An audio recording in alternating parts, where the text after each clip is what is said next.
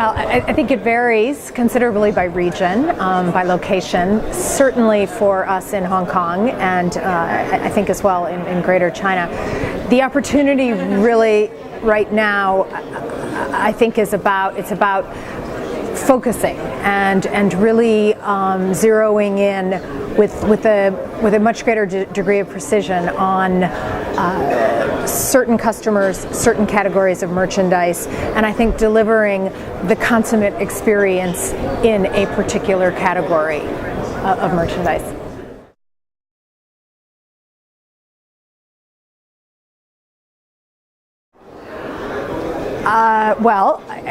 Specifically again in Hong Kong and to a degree in China, the challenge continues to be the escalating rental market that we face. There has been some relief, however, rents continue to be at a very high level, and the challenge is how to move forward, create a business model that's viable, that is extremely productive and very strong bottom line, but also a really interesting one and a one that has a long-term potential. Yeah.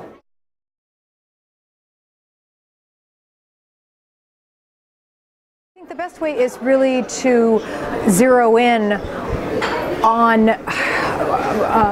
who is the customer, where is the traffic. There's also opportunity. We see a shift in terms of the landscape, and there are now areas that are growth markets that are, previously 5 years ago would not have been considered as such. And we see a lot of development. We see things shifting from sort of grade A locations to sort of grade B or tier 2, tier 3 areas.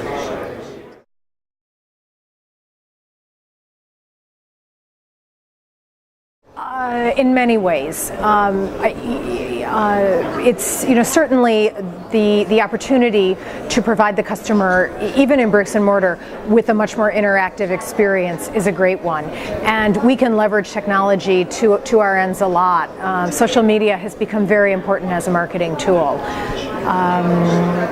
Interactive communications and also in-store promotions have become a very useful tool for us.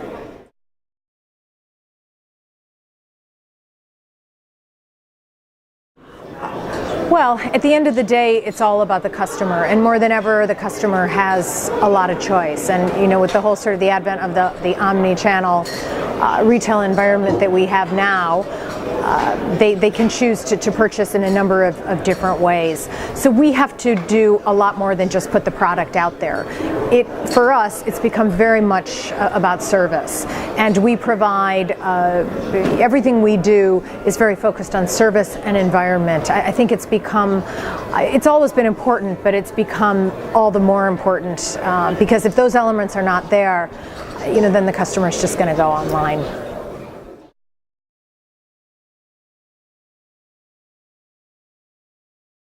Oh, I think the future is actually great for bricks and mortar stores. I think that in the same way that we can use technology to enhance the experience, we can also use it to enhance our exposure and the merchandise that we are featuring and the brands that we're featuring.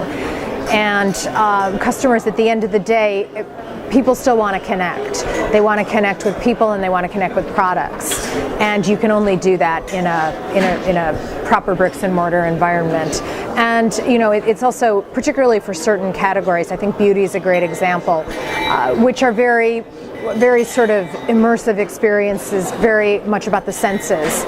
And in order to be able to really sort of exploit the senses in the experience in terms of seeing, touching, and feeling the product, you need to be in a store environment.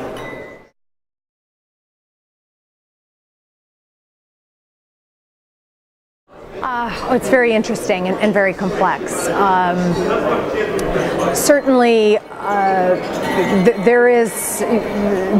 in particular, the retail landscape is constantly evolving, and I think that there's greater and greater opportunity sort of in tier 2, tier 3, tier 4 locations, and as the middle class develops and as wealth develops, particularly more in the center and the west of China, there's opportunities in those areas.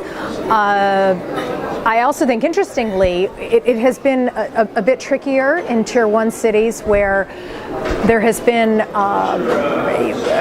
rents got relatively pretty high, and there has also been a almost saturation of retail areas and shopping possibilities, and it has certainly had an impact on the business. It's made it a more difficult trading environment.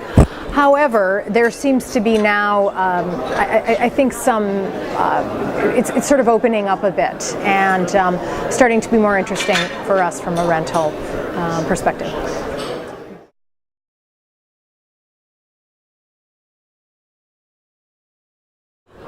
Oh, well, I mean, first of all, the numbers are, as we all know, are enormous and very impressive.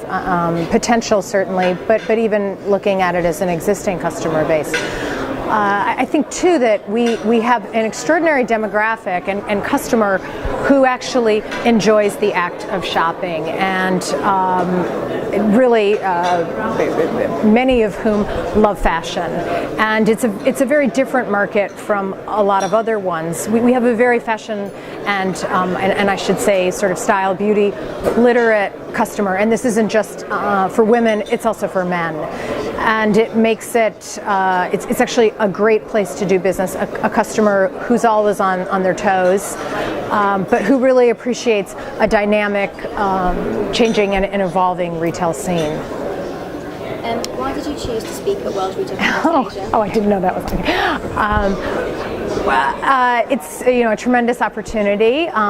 It's certainly a great honor. Thank you. And in terms of the other individuals who were speaking, it was something that I was very much looking forward to. And our moderator Ian, who's so experienced in terms of this.